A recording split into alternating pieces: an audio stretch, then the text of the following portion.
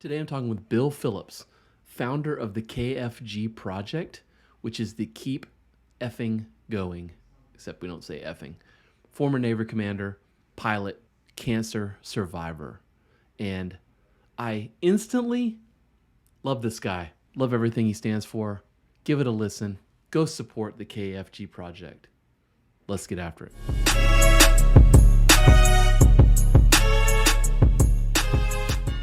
Former Navy commander, aviator,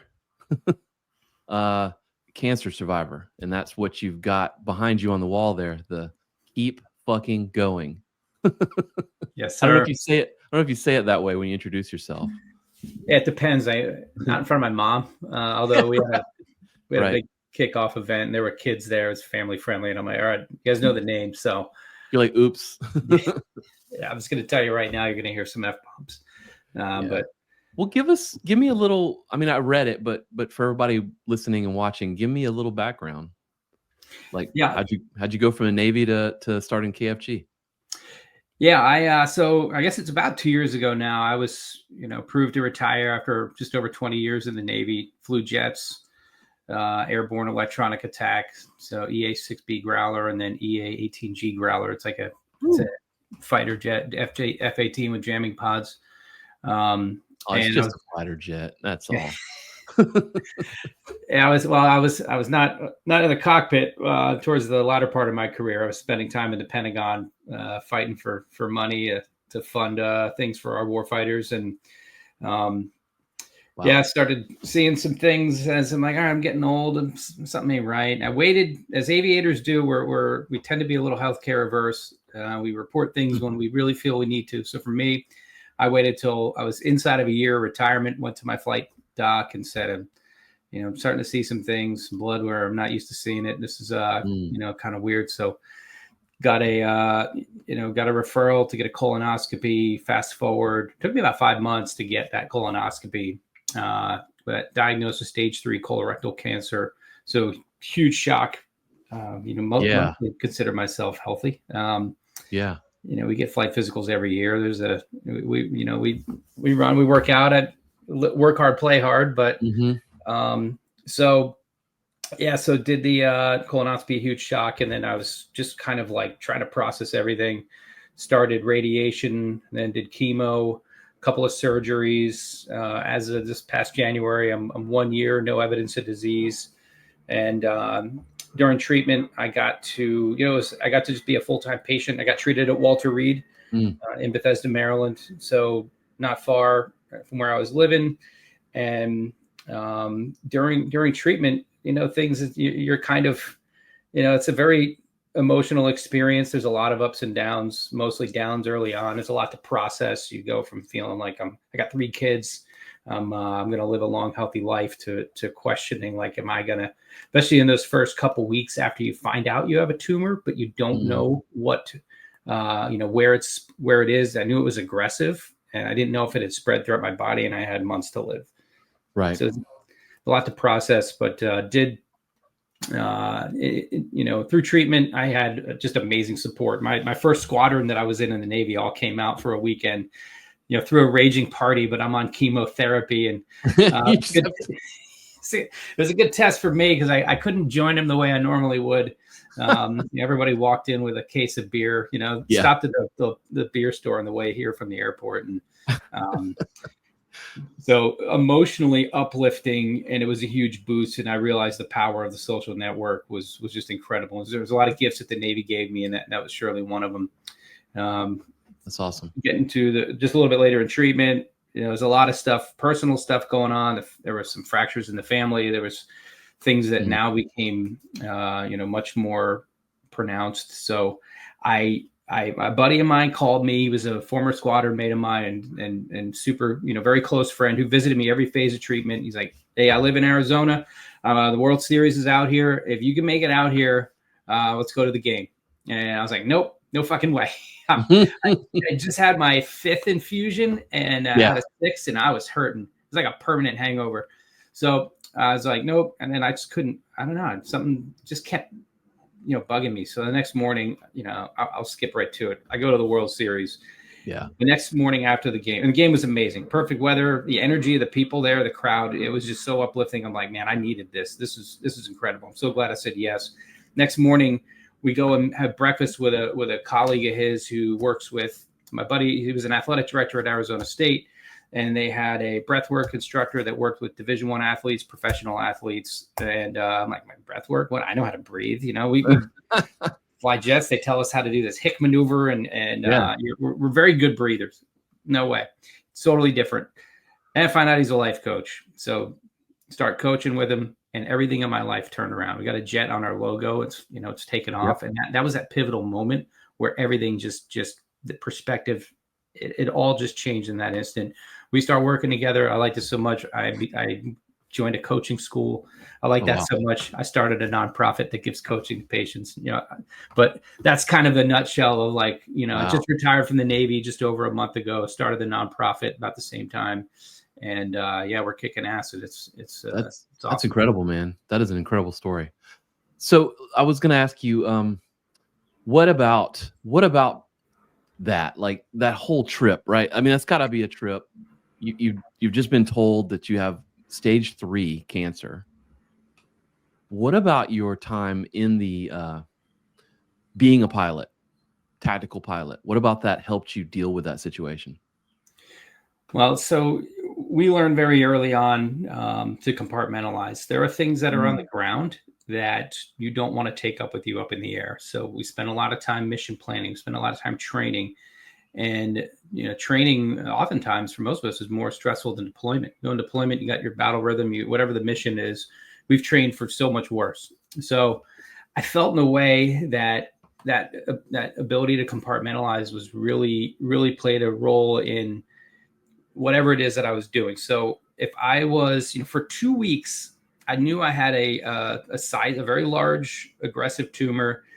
And there was information I was getting that, these are types of tumors that are often stage 4. Once it spreads, once it gets out of that localized region and gets in your lymph nodes and spreads, like your odds of survival, plummet significantly. Right. Turns into other things. Yeah. Yeah. So just one example, like, taking my boys to a Yankee game for their birthday, my middle son's birthday. And, it's like, it just, it was starting to bug me. And I was like, I just need to compartmentalize. Right. I was like, I'm sort of just taken back to like when I had issues on the ground, they didn't come with me up in the cockpit. So I'm like, all right, I'm going to be more present and enjoy this game. And I just worked hard to and when those thoughts kind of popped in, like, nope, push that out of the way right now and be present and have a good time with my boys. And it was great. We had an awesome time. And that's a moment I look back on and realize, like, you can have a lot of bullshit going on, and it's not that you're ignoring it. It's there. It's always going to be there, but you don't need, there are certain times in your life where you don't need to just constantly focus on that and have it bring you down. It's just being more present. It's very simple. Just be more present. And I took that experience and and applied that, later on when other things popped up. So that's part of training, that they teach you how to do that. Or is that just something you develop just by living the life?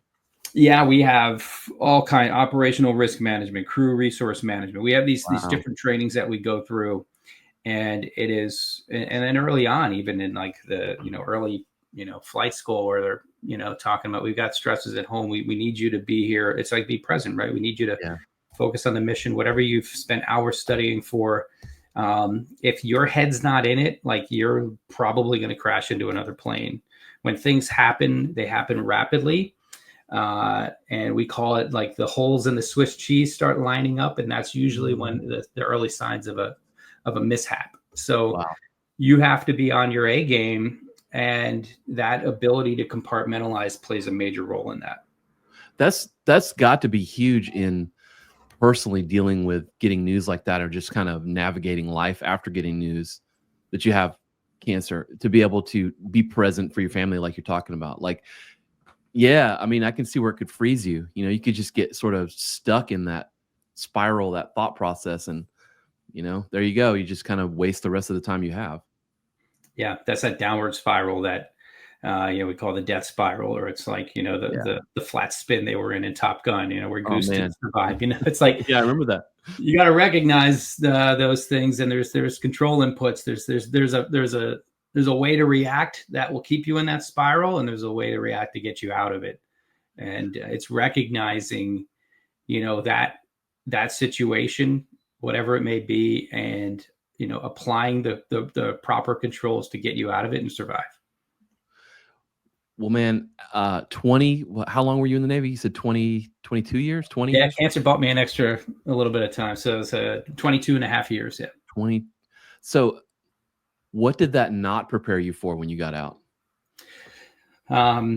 So it's the transition, right? And they're working hard. There's still there's a lot of room to improve, but the transition from going from military to civilian is very difficult, and it's documented, and it plays a role in the suicide numbers that we see. Some will report 22 a day. I've seen it somewhere it's much more. So it didn't prepare me for just being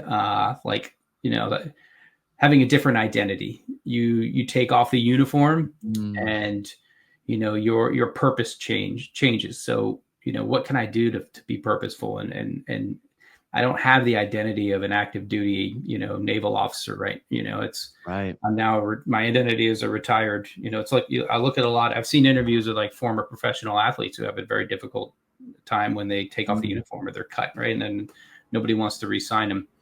There's that uniform, that cloth represents a lot more than just, something you throw in the wash and you got to wear to look like everybody else. There's a lot to it. And, so it's being, that purpose and identity is something that it takes a lot of inner work and usually can't be taught. And that's a lot of what you do with your coaching.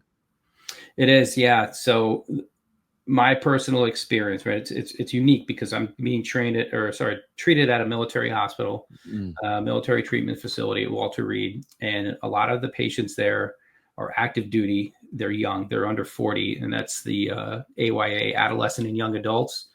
I was always frustrated because I was just a little bit above that. I was diagnosed at 45, so I was right at that line where they consider that very early, but that's like the where you want to start getting your scans. And but there's a lot of those patients there, they don't live around here. I've got a close friend, stage 4 cancer, just had Tom, keep kicking ass, but he just had a liver transplant. And oh man, he was in Iraq, in the shit, and it was out jogging and totally healthy, and things were just not, his body wasn't doing the normal body functions. So fast forward, he gets gets airlifted to Germany, gets his large intestine removed, and then he's flown to Walter Reed. And now he lives in a apartment on base in Walter Reed, getting treated, chemotherapy, pretty, intense. Yeah. So his whole life was just completely flipped. And I've met a lot of other patients there. They don't get to go home and chill out in between treatments. So it's nothing really prepares you for that. Yeah, I don't see how it could. Yeah, that's rough. But so you sound like a really resilient MFer. How do you define resiliency now versus how you might have defined it when you were flying planes? I think resiliency for me is working on multiple things simultaneously. So everything is information. Hey, you have cancer. Information. This is the percentage that you'll live greater than 5 years. My wife was diagnosed with depression and anxiety early in treatment, and information. I had to take that information, still be present, to be a parent. Yeah. So, and there's more. It's just that sometimes things would feel like they're stacking up, and I could, I'd say there's my coach was phenomenal. Guy, not in the military, doesn't have cancer, but we connected. And, he's like, hey man, and this is like he trains UFC fighters. He's like, hey man, I bless and release, but does not give me peace. And I'm like, at first I'm like, that's a corny way to put it. And it's like, it just set in, man. And I started saying it, And what I found is that I was not deflect. I just, in that moment, does it serve me right now to freak out about something? Yeah. And what I noticed is when I started saying that just things around me started improving, and starting with the relationship with my kids. Now they don't know what's going on. I'm stressed about cancer. I don't know if I'm going to be here for them. Yeah. We ended up moving in the middle of my treatment because we lived in DC, in the neighborhood, saw some shootings, and it freaked us out. And for me, I'm like, I don't want to be, tied to the couch on chemo. I knew that the worst of those symptoms or side effects was to come. So just made some decisions and just went with it. And knowing like, all right, I need to be present now, and I can't control things that haven't happened yet, but the way I live now can influence what happens next. And, so it was just working. It's a constant evolution, or just this evolving process of just like, flying a jet. I have things that are coming in. My radar's telling something. I'm hearing something on the comms.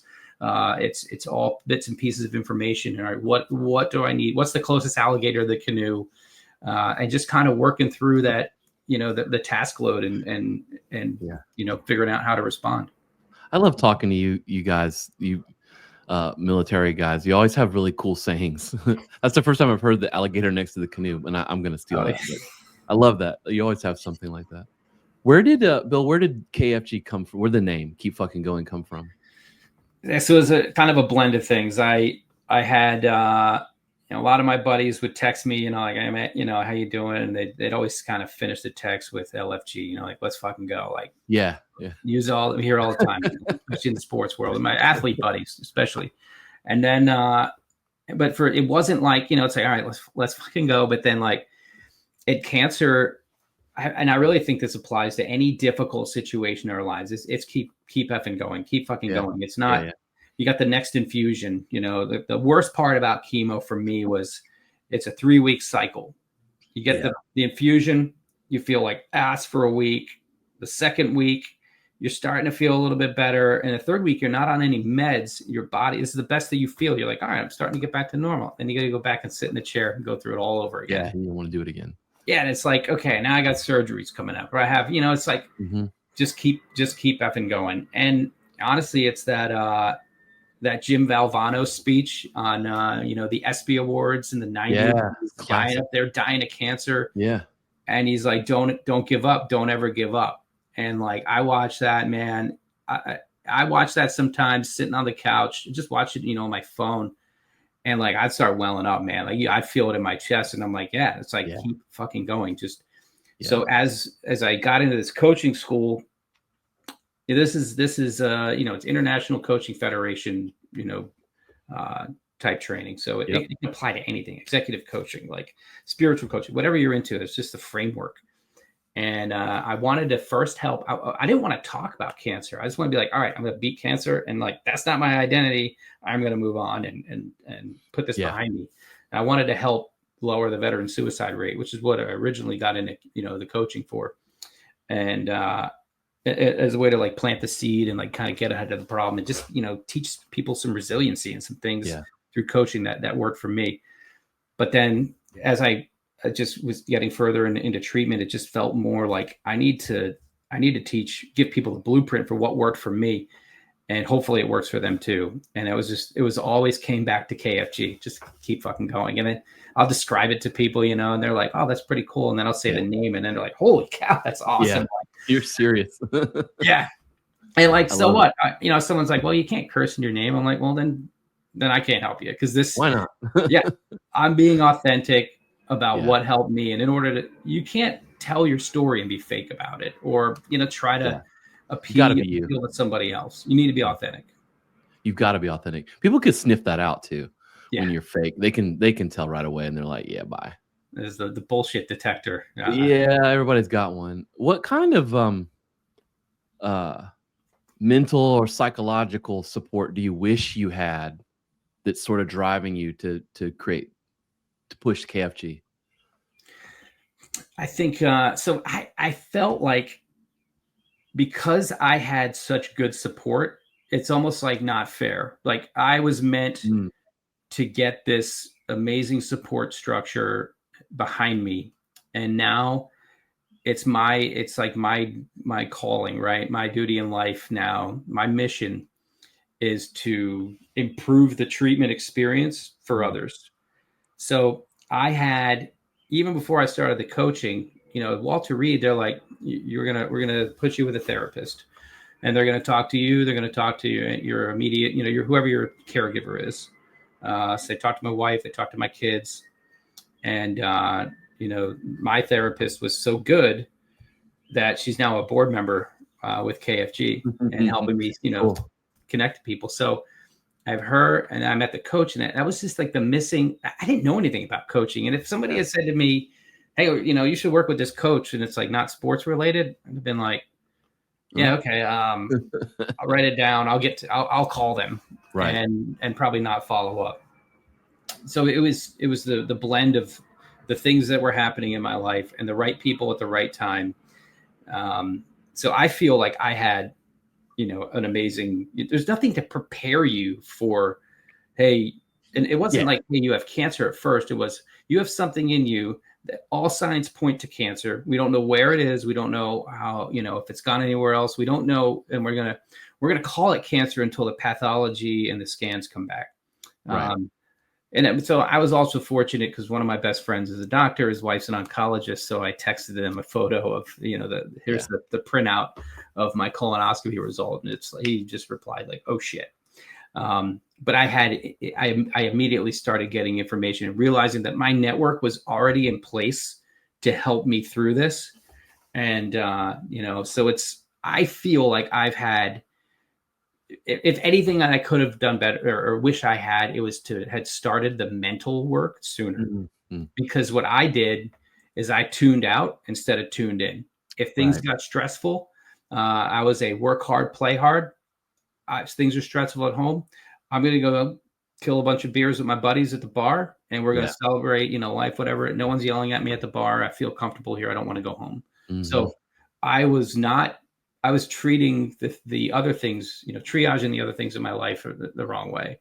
And, it's that I think coaching is like planting the seed. It's not clinical. It's just talking to somebody who's really good at listening and extracting your things that you're saying and putting, it's a realization. A good coaching session, results in a realization when you're like, oh yeah, I didn't realize these things were connected, or a way that you can make tweaks or adjustments or changes in your life that are going to improve it. Yeah. And we find, or at least I've found, that you often, like therapy or coaching, whatever, it's kind of, in my brain, it can be all sort of the same thing, but we tend to only seek it out when we need it. Like when something's happened, that's when we're like, oh, I need some of that. But it's like you're saying, the work you do before you need it is often like some of the most important work. When you're in the valley of the not having issues to deal with, like that's when you can do some really good work. But we tend not to. Yeah.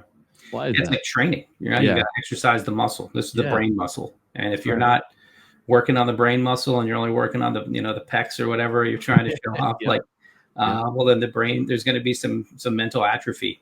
And, coaching is working on that. There's a mind-body connection. Yeah. And if 100%. One's not supporting the other, then your longevity is going to take a hit. And 100%.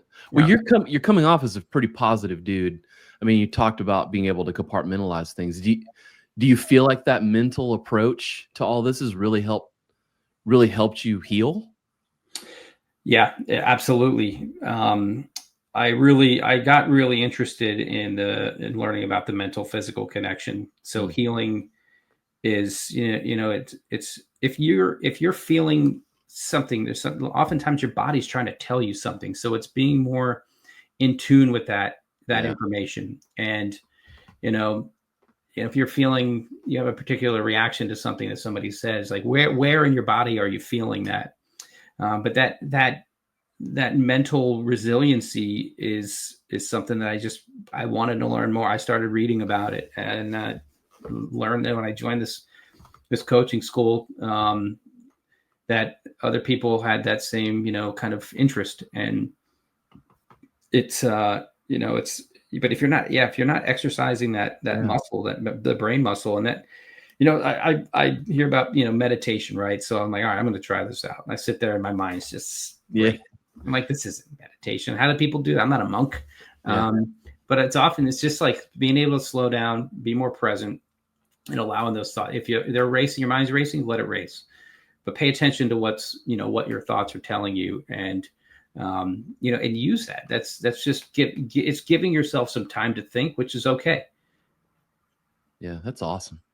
What would you say? I mean, as a coach, as not a coach, you personally, what would you say to someone who's going through, it doesn't have to be cancer, but going through the worst shit in their life right now? What would you say to them? This was another saying that my coach said, Rick, I love you, man. But when he first told me things don't happen to us, they happen for us, I was like, okay, Yeah, that's hard to I'm follow going that to right come now. back to that one. Yeah. But that is what's the message? Open yourself up to the possibility that there's something else out there you're not realizing, or not looking at the situation, whatever it may be, holistically. Cancer is not the only stress in my life. Yeah. But and for people, you finish treatment, you still got to get scans for the next 5 years, and we call it scanxiety. Every time you're going in there, you're like, oh, what if it comes back? And your mind starts racing with like the negative, possible negative outcomes. So when you're that whole like, things don't happen to us, they happen for us. I'm like, what can I learn here, and how can I apply? Like, what's the message? And it's just giving yourself some time to really think. And that's been very helpful in just, maybe there's people that have hurt me throughout my life, and I'm carrying this kind of anger. It's a release when you look at it from a different point of view. And sometimes let that shit go, right? Just letting things go, and recognizing if there's things that are just repeating in your life, or different patterns that maybe, what's that famous, saying, the definition of insanity is doing the same thing over and over again and expecting different results. Well, Yeah. Well, think if that's something going on in your life that you can tune into, right? Don't grab a 6-pack on the way home and tune out. Tune into, give yourself some time to be with your thoughts, and learn a little bit about the situation. It's like a debrief in flying. We spent a lot of time mission planning, and I learned this as a student, as an instructor. You can be the best mission planner. You can execute the mission perfectly, and but you come down and everybody gets together for the debrief, and your debrief sucks. You're gonna fail the event. It's everything from takeoff till you're going to your car and going home. So the debrief is where we pull out the lessons learned, and that's where it's like that time, that moment to reflect, and you really pull out the learning points in the debrief. So by things not happening to us, they happen for us. It's like it's like life's debrief, and what can I learn from this? What are the learning points here, and what can I do differently? How can I be more mindful in how I respond? And I just try to apply that in everything that I'm doing now. I got things that are stressing me out today, and that's the approach I take. That's beautiful. Yeah, we never slow down to try to pull out any of the lessons, man. We just get in those arguments and just stay mad, or just forget about it. It's not good. There's a lot of good rock songs, written about stuff like that. Yes, there are. Yeah. If the younger pilot could talk to you now, what could see you now, could see the work you're doing, what do you think that you'd say to yourself? It's there's a lot of stuff that I thought I had it figured out, and this is always, there's always, you get time to reflect, and you want to teach, so I would go back and tell myself, like, it's okay it's okay to fail, it's okay to screw up, but you got to listen to the message, just observe, just be present, and understand, this whole, like, life's a journey, not a destination. And there's this too shall pass is something I often say, like, whether it's so awesome right now or so terrible, whatever it may be, like, it's not going to be like this forever.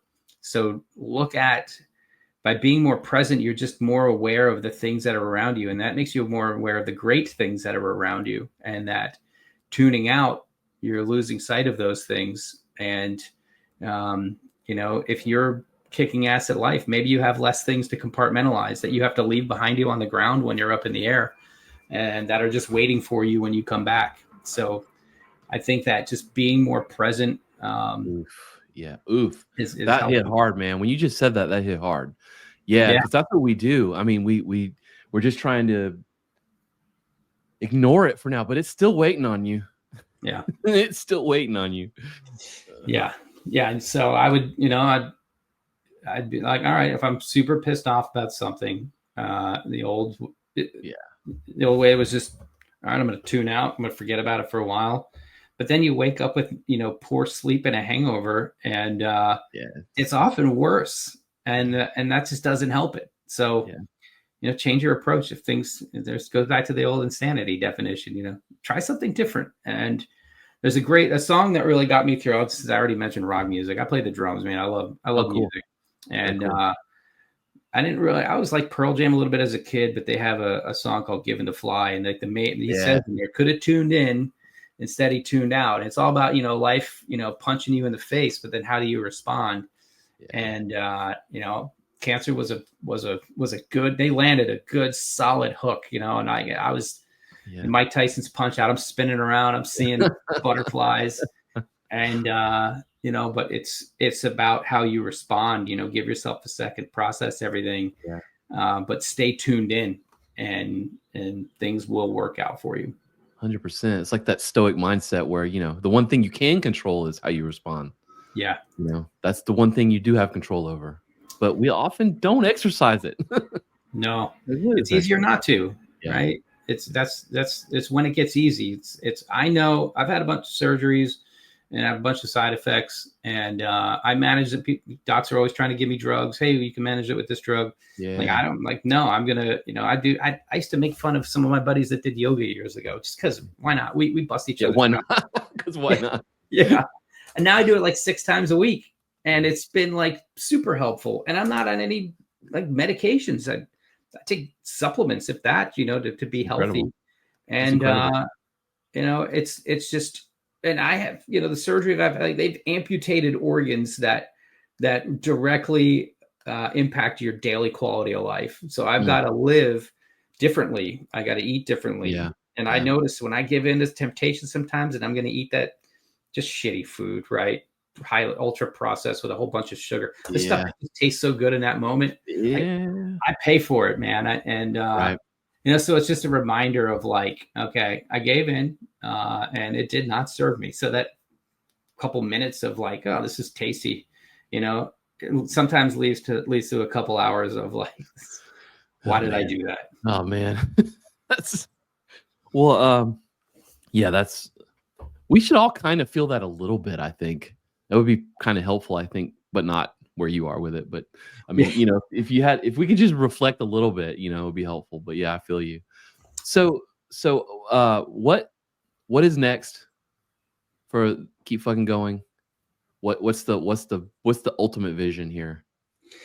Yeah. So there's nothing out there like us that exists. There's nothing. I think coaching's so valuable that I want to raise money and give it to people going through a hard time for free. Yeah, I love it. And why do the executives get, a couple $100 an hour, very talented executive coaches? Yeah.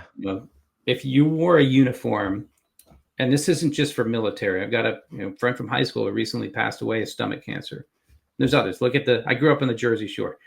All the firefighters that were up there on 9/11, inhaling shit, and look at it now. And it just took years to just get that recognized by Congress. They have to do it every year. They go fight for it every year. Yep.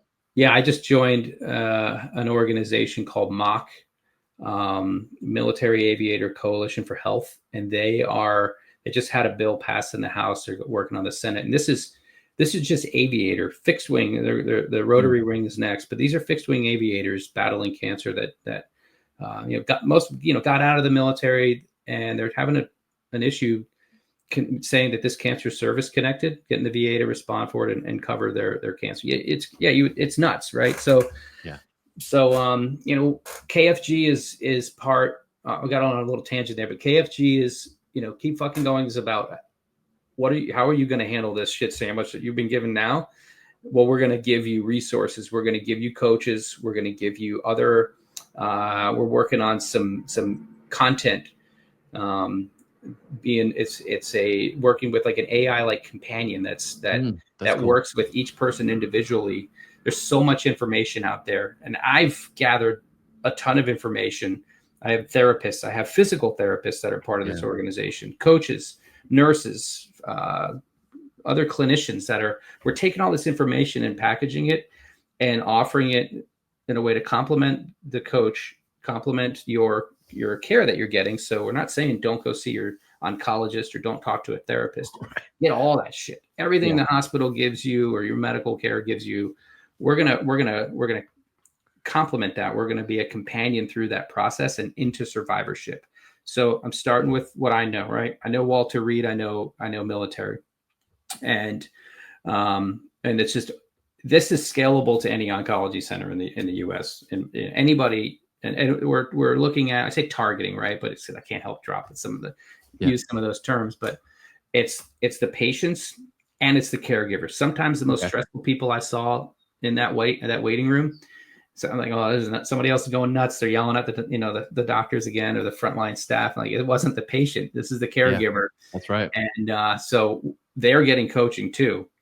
And this is something that starts with people that wore the uniform. But the goal is to help AYA, to adolescent and young adults, anybody battling cancer under 40 years old.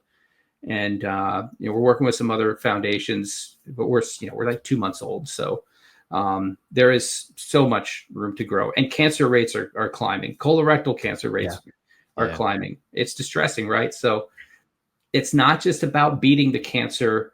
It's about living as your life after cancer, that 5 years of getting scans and preventing recurrence. We can't really prevent, right? Reducing the chance of recurrence by living a healthier life and learning the things that KFG we're going to package it all. You're getting the human, you're getting the AI, the machine's going to, help give you information, and you're going to take that information and you're going to live life after cancer, in a way, hopefully that allows you to prevent recurrence and never have to go through this experience again. Wow. How can people connect with KFG? How can they support it? I mean, obviously they can just donate money, but how do they connect with you and how do they support you? Yeah. So, the easiest way is just get on the website. So kfgproject.org. We're all over social media. So you can find us on all the big ones. We're putting some content out there with some, YouTube.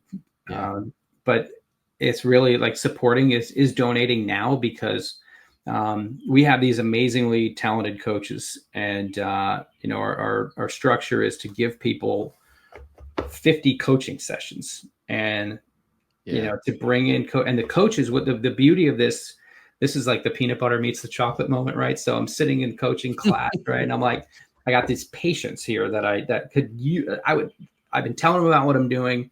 I know they would enjoy this. I have these coaches that are in this training who are extremely talented, empathic people that are professionals. This was not a cheap, like training session or a class that I did, but the caliber of people were so amazing. And I'm just bringing these two worlds together. Yeah. So to support that is right now to donate, because it's not just the coaching. It's not just the information we're giving you. We're also going to add respite. So we've got, that's a whole nother, I'm going to give you the 30-second why respite's important. So my family owns a vacation property about almost 3 hours away from here. And I went skiing after chemo. I went water skiing after radiation, and I learned to wake surf after both surgeries. So now when I think back of like, instead of like feeling like shit laying on the couch, I'm like, damn, I got up on some skis, or I got behind a boat. And I learned to wake surf with an ostomy bag. Like I had, so there's no excuse if you're like, I just want to lay around and feel like shit and feel sorry for myself. Like, no, like, all right, I get it. Not everybody's that crazy. I was also trying to like, impress the kids maybe a little bit and show them that that's hey, whatever, man.